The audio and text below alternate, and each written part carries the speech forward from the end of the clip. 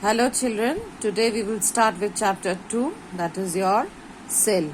You can see the diagram, this figure.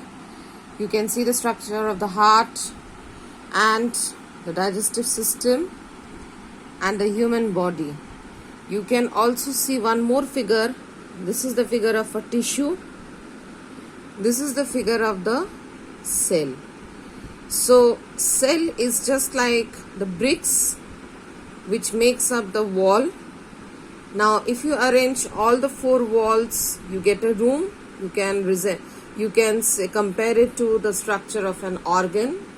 When all the rooms are placed one after the other, it forms the organ system, and the rooms together of the house, they form the organism. So these are the levels how we can categorize, right from the cell to the tissue to the organ system and the organism. Now what actually the cell is? Cell is just like the bricks which constitute the basic structure of the house. We can call it the structure or unit of a body, a living organism. They are the building blocks of living organism, and any function performed by an organism is an outcome of the activity of the cells in its body. Cell can perform all the life functions. That is the reason why we call it as structural as well as functional unit of living organism. Now, who discovered the cell?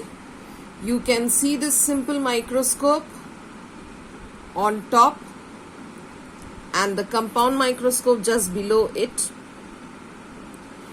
The discovery of the cell was possible because of the formation of these or the discovery of these microscope. The first microscope was developed by Antony van Leeuwenhoek. It was a simple microscope which was able to magnify things only 300 times their original size. Robert Hooke, an English scientist, developed a compound microscope with two lenses. You can see the two lenses to observe different objects. He examined a slice of cork under his microscope and found that it was made up of small box-like structures. He called them as cells. The word cell is derived from the Latin word cellula, which means a small room. So we can say that Robert Hooke was the first one to discover and name the cell.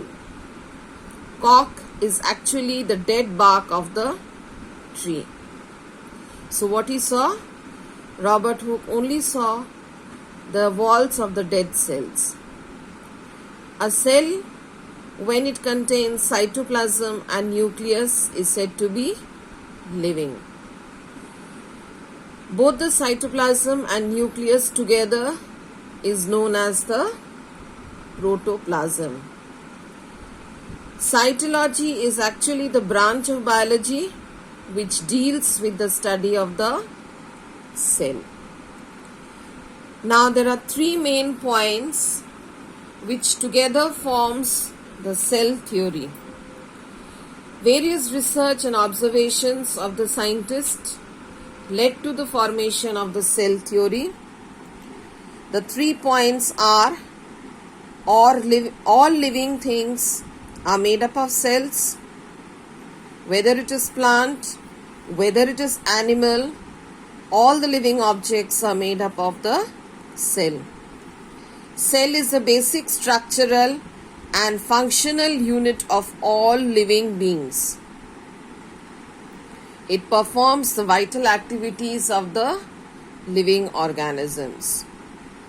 New cells arise by the division of the pre-existing cells. Now turn to the next page. Now, depending upon the number of the cells, we can categorize the organisms into two different types. Organisms which are made up of only single cell are called unicellular organisms. Amoeba, paramecium, all these organisms perform their vital activities like growth, movement, nutrition and reproduction with the help of single cell. Multicellular organisms. Most organisms, including all plants and animals, are made up of many cells. Like your neem, people, rose, fish, frog, these are all your multicellular organisms.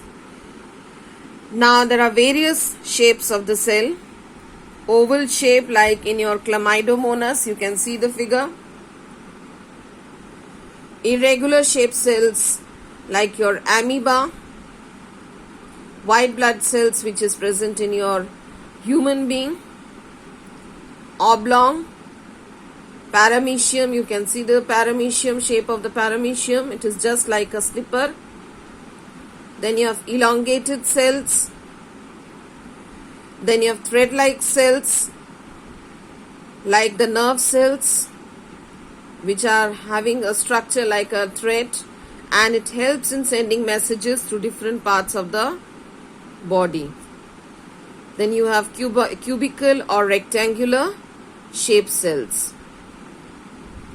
Size of the cell is measured in micrometer or micron.